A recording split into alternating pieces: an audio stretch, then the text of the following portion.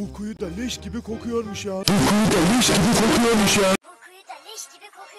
Bu kuyu da leş gibi kokuyormuş ya. Bu kuyu da leş gibi kokuyormuş ya. Bu kuyu da leş gibi kokuyormuş ya. Bu kuyu da leş gibi kokuyormuş ya.